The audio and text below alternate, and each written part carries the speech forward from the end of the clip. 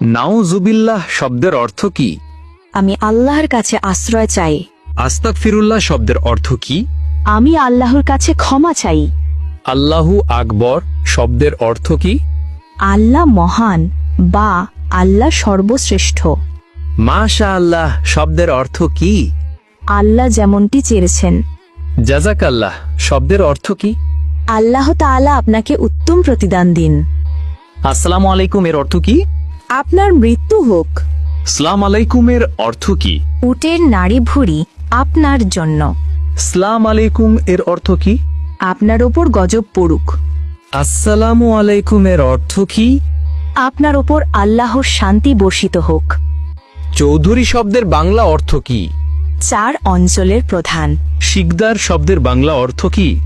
জমিদারের সহকারী। খন্দকার শব্দের বাংলা অর্থ কি? ধর্মীয় জ্ঞান সম্পন্ন ব্যক্তি। শেখ শব্দের বাংলা অর্থ কি? জ্ঞানী বা পণ্ডিত। খান শব্দের বাংলা অর্থ কি?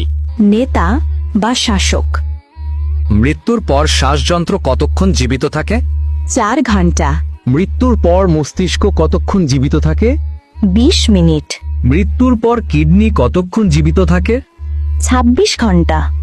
মৃত্যুর পর চুল কতক্ষণ জীবিত থাকে? 6 ঘন্টা। হযরত মুহাম্মদ সাল্লাল্লাহু আলাইহি ওয়াসাল্লাম এর কতজন সন্তান ছিল? 7 জন। জাকারিয়া আলাইহিস সালামের কতজন সন্তান ছিল? 4 জন। দাউদ আলাইহিস সালামের কতজন সন্তান ছিল? 4 জন।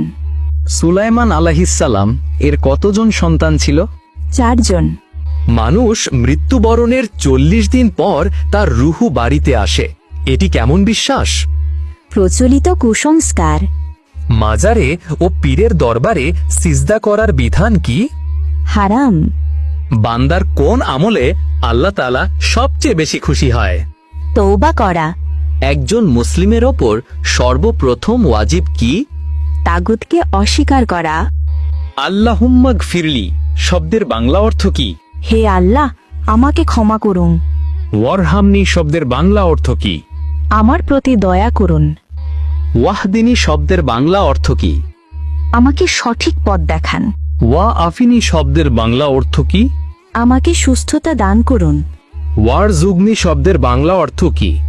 আমাকে রিজিক দান করুন। আল্লাহুম্মা গফিরলি শব্দের বাংলা অর্থ কি?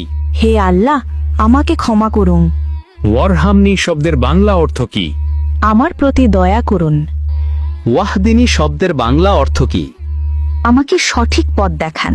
ওয়া আফিনী শব্দের বাংলা অর্থ কি? আমাকে সুস্থতা দান করুন।